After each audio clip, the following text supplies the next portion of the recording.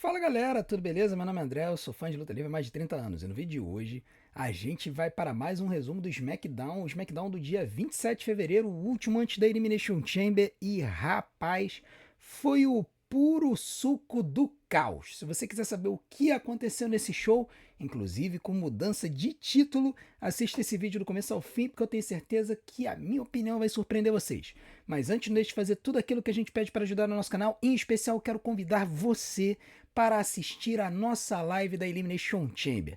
Eu estou pensando em abrir por volta das 8 horas da noite para a gente fazer aquela resenha esperta. Nós teremos a presença dos nossos queridos JV Alba e também do Samuel e do Vitor do Wrestling para Todos. Nós vamos fazer aquela live show de bola aqui no canal, com muita conversa, com muita interação, e eu conto com vocês. Nós queremos nos tornar uma das maiores lives de luta livre do mundo. E a gente precisa de você. Se todo mundo que assistir esse vídeo vier para nossa live de noite, a gente vai arrebentar com a audiência e vai fazer o YouTube perceber que tem fã de luta livre aqui no Brasil também, beleza? Então, não deixe de vir para nossa live. O que você faz? Bota em dois aparelhos, bota a Netflix num aparelho, bota a nossa live na outra, caso o áudio em inglês. Quando o áudio casar, você fecha o áudio da televisão e acompanha a Netflix com a minha narração e os comentários dos nossos convidados, ok? Então vamos embora para mais um resumo do SmackDown do dia 27 de fevereiro. E rapaz, o negócio já começou quente, né? O bagulho começou doido, começou com Main Event Jey Uso, cara. Main Event Jey Uso sendo atacado e indo parar numa ambulância. Vocês devem ter visto, eu soltei o vídeo, o meu vídeo com os comentários da Elimination Chamber e também o meu vídeo com o Zezo ontem lá no canal dele. E nesses vídeos, o que eu comentei? Não sei se vocês se lembram o que eu comentei. Eu falei o seguinte: o Jey Uso não entra na Elimination Chamber. Lembram disso? O Jey Uso vai ser atacado e alguém vai entrar no lugar dele. E qual foi minha aposta? Vamos ver depois desse vídeo, depois mais frente nesse vídeo aqui. Mas o fato é que eles resolveram antecipar a storyline. Em vez de fazer com que o Jey Uso fosse atacado antes de entrar na jaula, ele foi atacado hoje, quer dizer, ontem, né? Foi atacado durante o SmackDown e foi parar dentro de uma ambulância. O Jacob Fatu, que estava do lado, foi acompanhá-lo, né? E aí, cara, foi aquela coisa: quem atacou, quem não atacou, Corey pra cá, e Randy Orton pra lá, e o Jacob Fatu entrou na ambulância, foi embora, ninguém sabia o que fazer, o que falar, tal. Chega o Drew, entra pela plateia e fala: Four letters, one word, haha, Drew. Roubou a frase do Jay e falou: cara, tô nem aí. E se ele tivesse sido atacado, tiver indo embora, ok, não tô nem aí, mas ó, vou falar a verdade, não fui eu que ataquei. Mesma história do Jacob, né? Que ele jurou de pé junto que não atacou o Jacob, agora ele jurou de pé junto que não atacou o Jay, né? E aí, ele chegou tal, e ele falou que não tinha sido ele, não sei o que. O Cody Rhodes veio pro ringue, afugentou o Drew McIntyre, que foi lá pra plateia. O Cody foi começar a falar um monte, aí veio o Randy Orton. E assim, a história do segmento foi que quando eles tentavam completar uma frase, alguém vinha. Então eu não vou nem me dar o trabalho de dizer o que cada um falou, apenas vou dar as linhas gerais. O Corey falou que vai vencer a Elimination Chamber e vai derrotar o Drew. O Randy Orton veio, falou que vai estraçalhar com o Drew e vai vencer a Elimination Chamber. Aí depois veio o Devon Evans, falou que ia ser o campeão, né, mais jovem. Antes veio o Trick Williams falando como fez, dizendo que veio ali. Quando ele foi falar dos Lemon Pepper Steppers dele, veio o Devon Evans para falar que ele ia ser o campeão mais jovem da WWE, batendo o recorde do Randy Orton. Aí veio o LA Knight, não sei o que. O LA Knight começou a bater boca com o Trick Williams, os dois começaram a se estapear, foram para fora do ringue. Isso tudo porque quando o LA Knight falou "With Everybody Saying", o Trick Williams falou "Whoop that Trick", roubou a fala dele. E aí, nisso, no ringue, chegou o Randy Orton e mandou um RKO no Devon Evans, porque é claro que o Randy Orton vai mandar um RKO em alguém que tá de costas para ele, de frente, atrás dele, no ringue, né? Então foi que sim, foi o puro suco do caos esse segmento, foi bem divertido. No final das contas, o Corey e o Randy se encararam. Isso aí ainda vai cheirar mal hoje, hein? Depois disso, a gente começou com as lutas da noite. Uma coisa que eu tenho gostado muito do SmackDown de 3 horas é que eles estão botando 7 lutas em todo show. E pra mim, cara, quanto mais luta, melhor. Eu quero é ver luta. É luta livre. Então eu quero ver luta também. mesmo que a luta seja uma storyline, faça parte de uma storyline, que foi o que aconteceu nesse show em 2 lutas, a gente já vai falar sobre isso. Enfim, a luta foi entre o Solo Sikoa e o Uncle Howdy, foi uma luta interessante. Ela começou metódica, assim como toda a luta envolvendo o Solo Sikoa, mas pro final ela acelerou. Eu confesso que eu não tava levando muita fé no Uncle Howdy pra carregar essa luta não, mas até que foi uma luta divertida. O Solo Sikoa chegou a ameaçar mandar o Sister Abigail, mas aí o nosso queridíssimo Uncle Howdy reverteu e ele mandou ele mesmo o Sister Abigail depois do Solo Sikoa tentar mandar um splash da terceira corda, encaixou o Sister Abigail e venceu a luta. O Uncle Howdy vence a luta, uma luta de 11 minutos, 3 estrelas pra luta. Beleza, Uncle Howdy tá com a lanterna. Acabou a feud, né? Tomara, né? O que aconteceu? Antes dessa imagem, que é a imagem da segunda luta, o que aconteceu depois disso aqui? Os MFTs vêm, atacam o Uncle Howdy pelas costas e roubam o raio da lanterna de novo. Quando vem os White Six, eles vêm do outro lado da arena para tentar caçar os MFTs, mas não conseguem. Ai. Essa field continua, meu Deus do céu. Há quantos meses esse troço tá rolando? Eu não aguento mais essa field desses grupos. No final das contas, o digníssimo Nick Aldis ainda falou com os MFTs que eles não estão defendendo o título de duplas, que na semana que vem vai ter uma luta. E aí os vencedores serão os novos number one contenders para o título. Vamos ver se eles vão realmente fazer uma luta simples aí ou se vai ter uma luta de múltiplas duplas vindo aí pela frente. Agora nós vamos para a segunda luta da noite. A segunda luta da noite foi Tiffany Stratton e Kairi Sane. Uma luta interessante, porque na verdade, originalmente tinha sido agendado Tiffany Stratton e Asuka, tá? Inclusive tinha sido anunciado na página da WWE Tiffany Stratton e Asuka. Só que a Tiffany está na Elimination Chamber, a Asuka também está na Elimination Chamber. Só que quando a Tiffany veio para a luta, a Asuka chegou e falou: olha, eu sou mais inteligente do que você, quem vai lutar contra você é a Kairi Sane. Porque você vai se cansar antes da luta, da Elimination Chamber, e eu não. Tá? Então, foi muito interessante a Tiffany Stratton e a Kairi. Essa luta teve alguns botezinhos, tá? A Tiffany Stratton, ela não tá muito afiada ainda não. Ela passou um tempo fora e ela tá meio verde. O pessoal notou que ela já estava tendo uns botezinhos antes, né? Isso é verdade. Aqui tem um pouco de inexperiência, tá? Tem um pouco de falta de repetição, a gente já falou sobre isso. Falta de house show, isso atrapalha. Mas isso não afetou tanto o desempenho da luta em si, porque a Kairi Sane também ajudou aí a carregar a luta, tá? Então foi uma boa luta. No final das contas, a Tiffany Stratton acabou conseguindo a vitória. Cara, esse golpe foi muito medonho, porque o pessoal nem entendeu esse golpe. A Tiffany Stratton foi dar um vertical suplex na Kairi e a Kairi inverteu com um DDT no apron. Só que quando ela inverteu para um DDT no apron, ela caiu de mau jeito do lado de fora, tá? E assim, ela caiu muito estranho. Enfim, no final das contas. Teve isso também, né? Eu esqueci de falar. A Chelsea Green tava ali do lado da mesa ali, dos comentaristas, comentando a luta.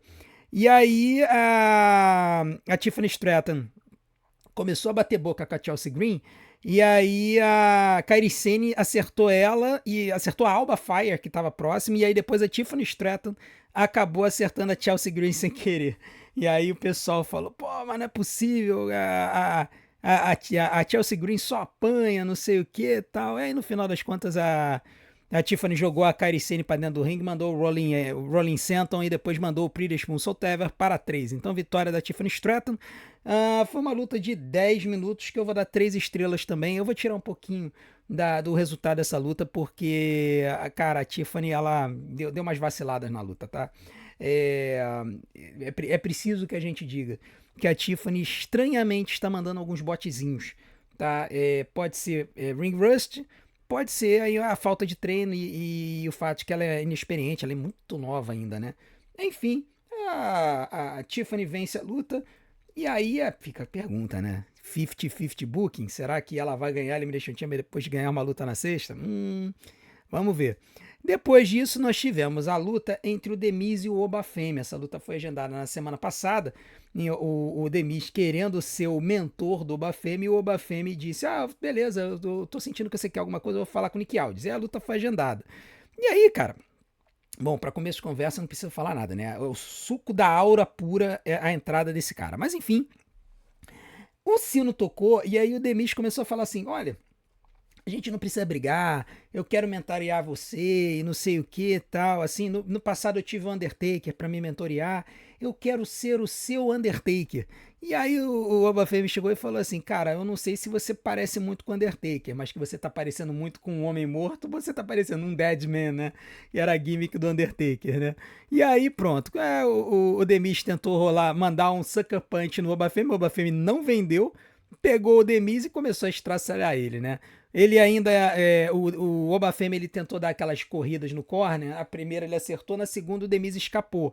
Mas aí depois o Oba Femi pegou ele, quando o Demis foi mandar o Skull Crushing Finale, o Oba Femi simplesmente bloqueou, não caiu no chão, e aí depois mandou aí os seus European Uppercuts, e depois mandou o Fall from Grace Powerbomb para 3. Vitória do Oba Femi, que, cara, né, eu não vou nem dar nota para a luta, mas se eu fosse dar nota para o segmento, eu tenho pensado num tipo de vídeo, eu acho que eu vou lançar ele, só de brincadeira, só para ver como é que é a reação da galera.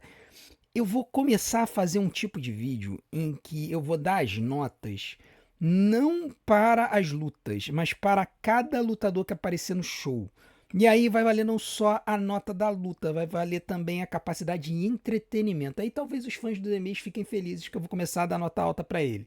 Tá? Tô pensando em fazer isso. Vocês aguardem, aguardem. De repente eu vou fazer um teste com esse formato aí no futuro. Enfim, vitória do Obafemi, e eu não vou dar nota pra luta porque foi mais um segmento do que qualquer coisa. Depois disso, nós tivemos a quarta luta da noite, que foi Carmelo Reis no US Open Challenge. Ele teve antes da luta um encontro com o Ilya Dragunov nos bastidores. O Carmelo perguntou por que o Dragunov não estava pronto para enfrentar ele. O Dragunov chegou e falou: olha, eu não tô indo muito bem, eu tô apanhando nas últimas lutas, eu não mereço essa chance.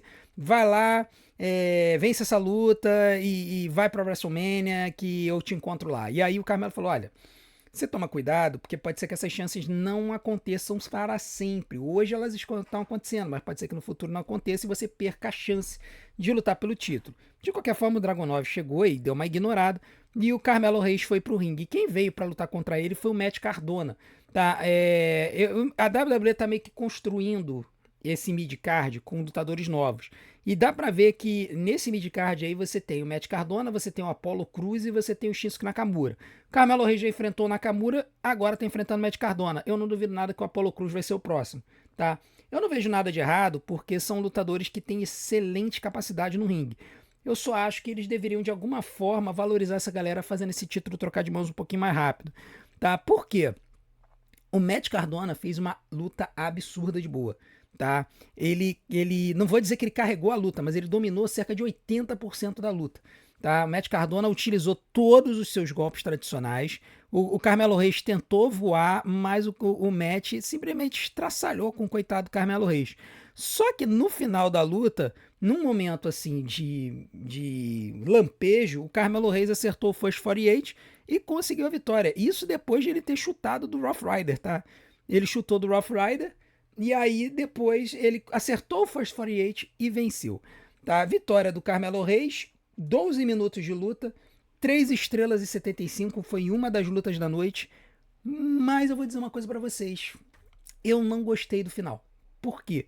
Porque ficou forçado. Ah, André, tá falando que o Carmelo Reis é forçado? Tô. Por quê? Porque o First 48, ele é um golpe legal? É. Mas é o Cold Breaker, que a gente tá acostumado. E o Cold Breaker, exceto nas mãos do Chris Jericho, todo mundo chuta. Tá? Então ele é um golpe que meio que perdeu a aura. Ver o Carmelo Reis vencer o Matt Cardona depois de apanhar por 80 a 90% da luta com um golpe foi demais. Eu acho que ele poderia ter remontado ali uma sequência final em que ele se recupera, começa a enfraquecer o Matt Cardona e aí aplicar o First 48.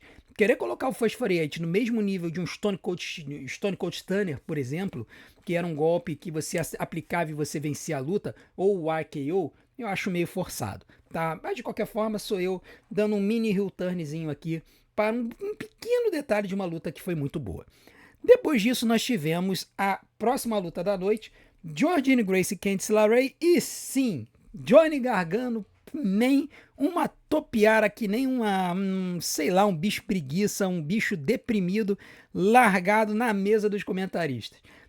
Cara, toda essa história do Johnny Gargano aí deprimido porque perdeu a máscara do Exxon e supostamente também porque perdeu o Tommaso Ciampa como parceiro, tá sendo muito interessante. Eu não sei como é que eles vão resolver isso, tá? Mas tá sendo muito interessante. Basicamente, essa luta ela foi para mostrar a dinâmica da Candice com o Johnny Gargano. O fato da Jordynne Grace estar na luta foi um mero detalhe, porque a Jordynne estraçalhou a Candice LeRae. E aí, no final, quando a Candice estava começando a montar uma reviravolta na luta, o Johnny Gargano se levantou, começou a ir embora abanando a cabeça. A Candice LeRae ficou chateada, ficou distraída. No que ela ficou distraída, a Jordynne Grace atacou ela e mandou o seu finalizador para 3. Então, vitória da Jordynne Grace. Foram 4 minutos de luta, eu vou dar 2 estrelas só pela diversão, mas também foi mais uma storyline do que qualquer coisa. Depois disso, nós tivemos a defesa pelo título de duplas femininas entre Nia Jax e Lash Legend e Rhea Ripley e Io Sky. E quando começou o show, antes de começar o show, na resenha, eu falei o seguinte, e eu acho que eu falei inclusive isso no vídeo do Zezo ontem. Está cheirando a troca de título essa luta. Eu comentei isso. Está cheirando a troca de título essa luta. Por quê? Porque a WWE precisava liberar a Rhea Ripley e a Io Sky para a WrestleMania. E eu já tô há meses falando que pode rolar Rhea Ripley e Io Sky na WrestleMania. Eu só não contava que uma das duas não seria campeã até agora. Ainda dá tempo de consertar isso, mas eu não contava com isso. Enfim, o que eu pensei? Se a minha aposta da Elimination Chamber estiver correta, e se você não viu meu vídeo de apostas, assista aqui agora e depois volta, a Rhea Ripley vai vencer a Elimination Chamber. Não faria sentido a Rhea Ripley vencer a Elimination Chamber e ir para a WrestleMania lutar pelo campeonato mundial sendo campeã de duplas. Então eu falei, cara, a vencedora da Elimination Chamber vai ser definida nesta luta. Se a Rhea e a Io mantiverem o título, a Rhea perde a Elimination Chamber. Se a Rhea e a Io perderem o título, a Rhea ganha a Elimination Chamber. Bom, o que aconteceu?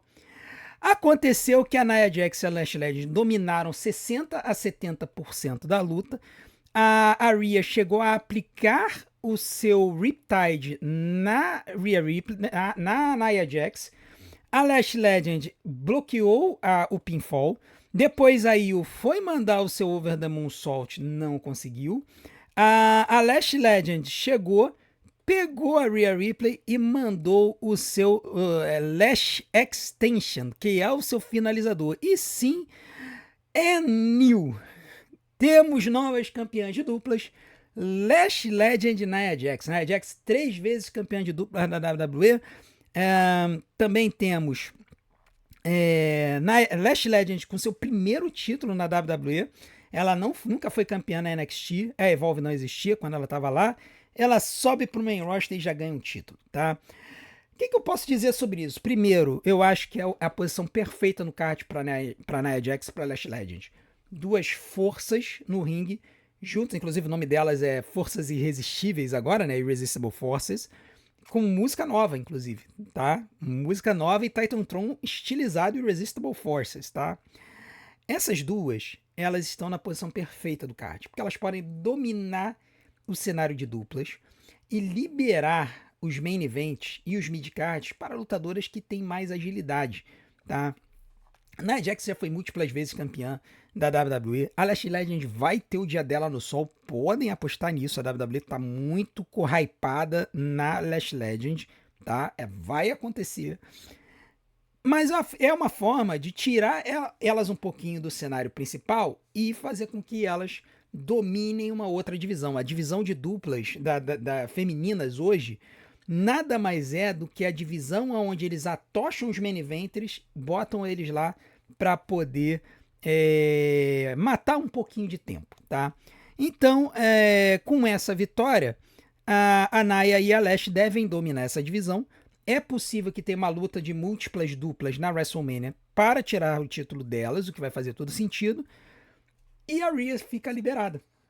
Então, gente, eu mantenho a minha aposta, indo contra as casas de apostas, de que a vencedora da Elimination Chamber hoje é a Rhea Ripley. Por quê? Não só a Rhea perdeu, como ela tomou o pinfall e a Tiffany Stratton venceu. Então, no 50-50 de booking, meu amigo, pra mim, tá mais do que certo. Rhea Ripley será a vencedora da Elimination Chamber. Me cobrem depois. Por último, nós tivemos a última luta da noite, entre Jacob Fatu e Logan Paul. E aí vocês devem estar se perguntando de onde surgiu esse raio dessa luta. Pois bem, lembram que eu falei que o Jey Uso foi atacado? Pois é, chegou-se à conclusão durante o show que o Jey Uso não poderia participar da Elimination Chamber. Aí começou. O Logan Paul com a Division, né, com o Paul Heyman e o Austin Theory, foram falar com o Nick Aldis e falaram, olha, a gente tá aqui para resolver um problema para vocês. O Paul Heyman falando. Coloca o Logan Paul na Elimination Chamber, no lugar do Jey Uso. E aí você resolve, você tem os seus 6 lutadores. Nick Aldis chega e fala, tá, eu vou fazer o seguinte, vou fazer umas ligações e depois te retorno. Por que umas ligações? Porque o Logan Paul não é do SmackDown, ele é do Raw. Então ele teve que ligar para Adam Pearce para poder resolver a situação. Nem precisava, né? Mas enfim. Depois apareceu o Jacob Fatu para falar com o Nick Aldis. E ele estranhamente disse que queria entrar na Elimination Chamber para poder resolver o problema do Drew McIntyre. Aí, isso deixou a coisa muito suspeita. Por quê? Como o próprio Sami falou para o Jacob Fatu depois, numa outra parte, o Sami disse assim pro Jacob, eu acho muito estranho que quando o Jay foi atacado, você estava do lado dele e ninguém viu a situação, né? E aí o Sami meio que acusou o Jacob de ter atacado o Jay, porque ele falou que é muito engraçado. O Jay vai, é atacado, entra na ambulância e você rapidamente vai lá falar com o Nick Aldis pra entrar na Elimination Chamber. Acho que tá cheirando mal. O Jacob chegou e falou, olha, tu cala a tua boca, tu vê lá o que tu vai falar depois. E aí o Sami começou discutindo com o Jacob e falou, olha, o fato é que você acha que você tem o direito de entrar na Elimination Chamber porque você foi prejudicado pelo Drew, ok? Mas eu também fui prejudicado pelo Drew. E você perdeu a luta, mas eu também perdi a luta. Aí o Jacob, ele falou umas verdades pro Sami e falou o seguinte, olha só. Quem tomou o Claymore na luta fui eu e foi o Corey. O Drew, na verdade, ele não estava querendo te prejudicar, ele estava querendo te ajudar. Se a gente voltar na luta, a gente se lembra disso. O Drew dá o Claymore no Jacob do lado de fora, dá o Claymore no Corey dentro do ringue e ele bota o Sami em cima do Corey. Então, na verdade, o Drew estava querendo que o Sami vencesse a luta. O Sami que resolveu ficar irritadinho e partir para si. Quando o Drew ia mandar um outro Claymore pro Corey, o Sami se irritou lá e resolveu tirar o Drew da jogada. E foi lá, deu um Helluva Kick no Drew, tirando o Drew do ringue. E nisso, o Corey se aproveitou da oportunidade e aplicou o Crossroads no Sami para 3. Então, assim, na verdade, o Sami perdeu a luta porque ele não soube aproveitar a oportunidade da forma como o Corey aproveitou. Se o Sami tivesse deixado o Corey tomar o Claymore do Drew, o segundo Claymore, o Sami poderia ter feito pinfall, poderia ter vencido, mas ele quis ser o Samizinho da moralidade, né? Então, aí não tem nada a ver. Moral da história. Depois disso tudo, o Nick Aldis falou Jacob Fatu e Logan Paul para decidir quem vai entrar na Elimination Chamber na sexta vaga. E aí, quem viu o meu vídeo com o Zezo sabe que eu disse que o Jey Uso seria atacado antes de entrar na jaula, mas isso hoje, né, no show, não ontem, e seria atacado pelo Logan Paul. E aí o Logan Paul entraria no lugar dele. Já o Zezo falou, gostei da ideia, não tinha pensado, eu acho que pode acontecer que o Jacob Fatu faça isso e entre na luta. Eu falei, cara, tu tem um ponto, é verdade. E aí, olha que engraçado o que a WWE faz. Pega o lutador que eu pensei, o lutador que o Zezo pensou e bota na mesma luta pra decidir quem vai entrar na jaula. Eu falei, cara, não é possível. Tem alguém do criativo da WWE que acompanha o nosso canal e acompanha o canal do Zezo. Porque, cara, é muita coincidência. A gente solta o vídeo e aí chega de noite e eles pegam a mesma história. Na verdade é que não é ninguém assiste, né? É porque eu e o Zezo identificamos os padrões da WWE, padrões que a WWE tem. No final das contas, a luta aconteceu e, bom, vocês lembram do que eu falei pra vocês, né? O Logan Paul vai entrar na luta para que o Mascarado o ataque. Pois bem, o Mascarado apareceu, né? Depois de uma luta muito boa que meu Deus! O Logan Paul tentou aplicar o Pulverizer, mas o Jacob Fatu caiu em pé. Aliás, o Jacob lutando pra caramba, né? Nessa luta. Aí o Logan tentou dar o Frog Splash, mas o Jacob escapou. Aí o Jacob mandou uma pirueta na corda e mandou um moonsault pra cima dele. Aí cara, esse moonsault, esse açaí moonsault do Logan, ele voou tão longe que ele passou do Jacob. E o Jacob tava pra lá da metade do ringue. Pra vocês terem uma ideia. Mas enfim, no salseiro, na confusão toda, o Austin Theory tava lá do lado de fora, tentando se meter na luta. Ele chegou a atacar o Jacob algumas vezes, apareceu o Mascarado. Mascarado aparece, ataca o Austin Theory, só que quando o Logan Paul bota as mãos nele, ele consegue arrancar a máscara. E quando ele arranca a máscara do Mascarado, não é ninguém, é um dublê. Assim, ninguém até hoje sabe quem é o cara. Deve ser um lutador independente lá da cidade onde eles estavam. Não era ninguém. E aí o pessoal falou, pô, não é possível que eles vão dropar desse jeito a história do Mascarado. Eu acho que não. Eu acho que o verdadeiro Mascarado vai aparecer hoje na Elimination Chamber e esse aí foi apenas um dublê, né, que foi mandado no lugar. Foi um preposto, como o pessoal diz aí no meio jurídico, tá? Mas o fato é que depois disso aí, depois desta confusão, parecia que o Logan Paul ia perder. Não é verdade? Pois é.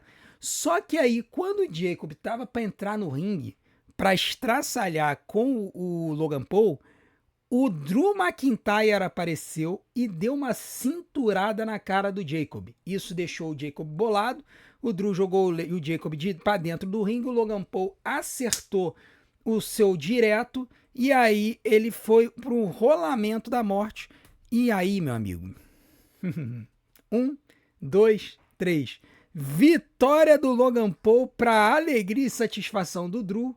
E Logan Paul está na jaula. Caramba, cara, olha. Quando a gente tá certo, a gente fica meio feliz, né? Porque realmente. Por que eu tava achando que ia ser o Logan Paul que ia entrar no final das contas? Porque é para manter a história do Mascarado. Eu acho que o Mascarado entra na jaula hoje, custa a luta do Logan Paul e se revela, tá? Eu acho que o Mascarado se revela hoje. E aí, para isso acontecer, tinha que ter um membro da Division dentro da jaula. Entendeu? Então por isso que eu acho que vai ser o Logan. Apesar de não fazer muito sentido, porque afinal de contas o Seth Rollins não foi atacado pelo Logan Paul. O Logan Paul entrou na Division depois. A verdade é que faz sentido ter alguém da Division na jaula para ser atacado. E também faz sentido ter alguém da Division na jaula, considerando que eles ainda seriam a stable mais dominante da companhia, apesar de estarem sem 3 lutadores agora, né? O Seth Rollins, o Bronson Reed e o Bron Breakker. Enfim, eu acho que o Logan Paul agora vai assumir aquele papel do cara que vai voar para todo lado da jaula, o que vai deixar a luta ainda mais divertida, tá? Eu acho que o Bronson Reed ia dar um jeito de mandar um tsunami do alto de um pod, agora a gente vai ver um Frog Splash do Logan Paul do alto de um pod. Vamos aguardar, mas eu acho que ele vai ter um papel preponderante nessa luta. Provavelmente vai ser o lutador que vai voar tanto quanto o Devon Evans, beleza? Essa luta teve 12 minutos. Eu vou dar 3 estrelas e 75 para ela, mas ela não foi a luta da noite, na minha opinião. Na minha opinião, a luta da noite foi a das meninas, Nia Jax e Lash Legend conquistando o título contra a Rhea Ripley e o Sky, que eu dei 4 estrelas, tá? Então, de novo, na minha opinião, uma luta feminina foi a melhor luta da noite, mas isso não quer dizer que teve uma diferença muito grande, não. Eu dei 4 estrelas só para diferenciar e dizer que ela foi melhor. Porque eu poderia ter colocado Jacob Fatu e Logan Paul com 4 estrelas também facilmente, porque a luta também foi boa a esse ponto, tá? Então a gente teve 7 lutas na noite, todas as lutas foram boas ou tiveram alguma storyline legal, né? Então você teve ali a luta da Jordynne e da Candice LeRae com a storyline do Johnny Gargano e a storyline da Chelsea Green. No caso do Oba Femi e do The Miz, teve o diálogo dos dois com o The Miz querendo mentorear o Oba e o Oba falando que o The Miz era um homem morto. né? E todas as outras lutas fizeram algum sentido narrativo, tá? Então é por isso que eu vou dar uma nota altíssima para esse show. Eu vou dar nota 8,5. Foi um show muito legal, teve uma mudança de título, teve uma solução para o problema de Jey Uso, coitado, porque ele não era para ter vencido a luta na segunda-feira, era para ter sido o Bronson, mas o Bronson se lesionou e tiveram que mexer no resultado. E agora a gente tem a nossa Elimination Chamber masculina reformada com Logan Paul no lugar do Jey Uso, que tinha entrado no lugar do Bronson Reed, tá bom? Então 8,5 pro show, foi um excelente SmackDown, mas não foi o melhor show da semana. Eu recomendo que, se você ainda não tem assistido, assista ao show da NXT dessa semana. O show da NXT dessa semana foi realmente especial. Acompanhem lá. Vai ser difícil vocês acompanhar com a minha live, porque a minha live tem os comerciais, enquanto que, se você assistir gravado agora, a Netflix vai pular os comerciais. Então você não vai conseguir casar o áudio direitinho, você vai ter que ficar avançando. Mas se você quiser, eu deixei a live aí pública, porque realmente foi um showzaço e eu recomendo a todos para assistirem, beleza? Muito obrigado pela audiência de vocês. Eu vou de novo convidá-los para a nossa live hoje da Elimination Chamber às 8 horas da noite. Eu decidi, eu vou abrir a live 8 horas da noite, tá? Vou abrir a live uma hora antes, pra gente ter aquela resenha esperta. Por volta de 8h30 entra o Albinha, entra o Samuel, entra o Vitor, e aí a gente vai ter aquela conversa bem maneira ao longo do show. Se você quiser acompanhar e não se irritar com os intervalos comerciais, vem com a gente, porque no intervalo comercial é quando vai rolar a conversa com os nossos convidados, beleza? E não deixe de fazer tudo aquilo que a gente pede para ajudar o nosso canal. Deixe seu like, se inscreva no canal, ative o sininho para receber as notificações dos nossos próximos vídeos, deixe seu hype e, acima de tudo, assista e maratona de nossos vídeos, que tempo de visualização é o que faz o YouTube divulgar a gente. Vou deixar algumas opções aqui na tela para vocês. Desde já eu conto com a sua audiência. A gente se vê do outro lado. Um grande abraço. Até a próxima.